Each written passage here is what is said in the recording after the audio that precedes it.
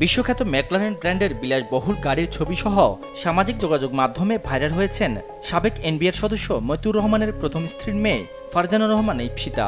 ছাগলকাণ্ডে আলোচনায় আসার পর প্রথমে বাবার পক্ষ নিয়ে কথা বললেও পিতার বিরুদ্ধে একের পর এক অভিযোগ আসার পর অবস্থান পাল্টাচ্ছেন তিনিও। যার টাকায় কানাডায় তার বিলাসবহুল জীবন, সেই বাবাকেই দোষারোপ করছেন ইস্পিতা।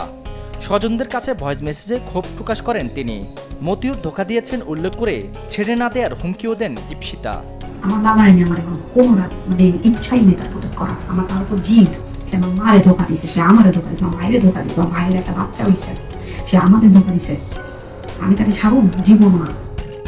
এক ছাগলেই শেষ মতিউর।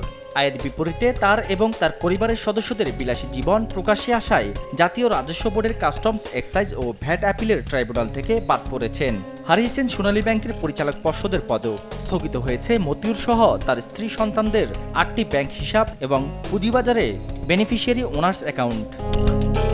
এমন অবস্থায় বিপদ থেকে রক্ষায় দাঁড়ে দাঁড়ে সাহায্য চাইছেন মতিউর। সবশেষ কাস্টমসের সহকর্মীদের পাশে চান তিনি।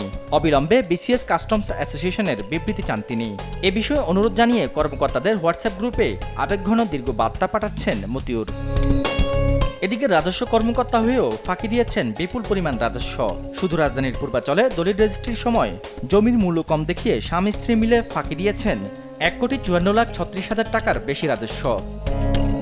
ছাগলকাণ্ডের পর প্রকাশ্যে আসে মতিউরের প্রথম স্ত্রী নরসিংদীর রায়পুরা উপজেলা পরিষদের চেয়ারম্যান লাইলা কানিজ লাকির অডেল সম্পত্তির তথ্য। বেশ কিছুদিন আত্মগোপনে থাকার পর প্রকাশ্যে আসেন তিনি। বৃহস্পতিবার বেলা 12টার দিকে ব্যক্তিগত গাড়িতে করে উপজেলা পরিষদে আসেন লাকি। পরে আসন্ন এইচএসসি ও সমমানের পরীক্ষার প্রস্তুতি সভায় অংশ নেন তিনি।